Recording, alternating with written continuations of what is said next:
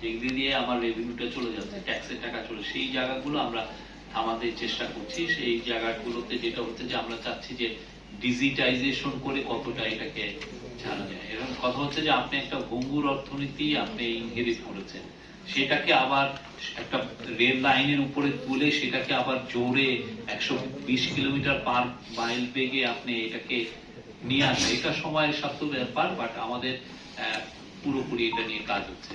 আর অন্যান্য পার্টিগুলো কি করছে জানি না, এটা আমাদের নৈতিক দায়িত্ব।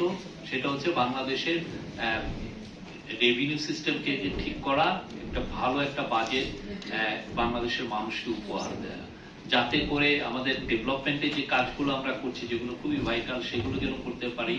তারপরে সোশ্যাল সেফটি নেটে আপনার প্রচুর লোকের সোশ্যাল সেফটি নেট দেখতে এটা করতে পারি। আর এই যে সরকারি কর্মচারীদের টাকা পয়সার যেটা বললেন, সত্যিকার অর্থে বাংলাদেশের যারা সরকারি কর্মচারী খুবই কম বেতন পান, খুবই কম। আপনি জাস্ট ইন্ডিয়ার বেতনগুলো নিয়েন, আপনি কম্পেয়ার করে দেখেন 1/3 অলমোস্ট কিছু কিছু ক্ষেত্রে।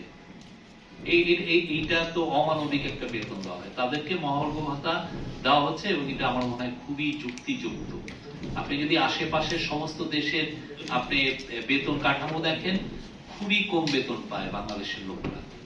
একটা আপনি প্রাইমারি স্কুলের একটা টিচার যিনি সারাটা দিনই থাকেন, আপনি দিন শেষে কত টাকা বেতন পায়? একটা ট্রাফিক পুলিশম্যান, তাকে আমি বলছি সে তার 6 ঘন্টা 8 ঘন্টা ডিউটির কথা, অনেক সময় 12 ঘন্টা ডিউটি করতে হয়, এবং কি ভয়াবহ একটা পরিস্থিতির মধ্যে। এবং যখন উত্তপ্ত আকাশ, যখন মানে বায়ু যখন উত্তপ্ত থাকে তখনই কিন্তু বেতন কত পান আপনি? এটা নিয়ে ওনারা যখন এটা বলেন যে সরকারি কর্ম, ওনাদেরকে এটা তো বলা উচিত, ওনাদের আশেপাশের বেতনগুলো দেখে। তারপরে আমরা যদি অনেক ল্যাভিশ বেতন নিতাম, তাহলে একটা সরকারি সেক্রেটারি সর্বসাকুল্যে বেতন পান হচ্ছে $1,200।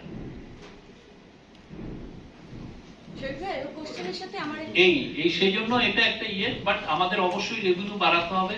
সেই জন্য লিকেজ যেগুলো আছে সেগুলো আমরা ইন্টারিম গভর্নমেন্ট বন্ধ করার চেষ্টা করছে, এবং এট দ্য সেম টাইম কিভাবে ইকোনমিরে বুস্ট আপ করা যায়। ইকোনমি যদি বুস্ট হয় তাহলে যেটা হবে যে আপনার কাস্টমস বা এগুলো যে আমাদের যেগুলো ডিউটি সেগুলোর দিকেও আমরা পাবো। এবং অলরেডি আপনারা দেখেছেন যে সেপ্টেম্বর টু অনওয়ার্ড ডিসেম্বর পর্যন্ত এক্সপোর্টের গ্রোথ দেখেন, একটা সেপ্টেম্বরে মনে হয় 7%, তারপরে দেখেন একটানা 15%-এর বেশি, কম নেই।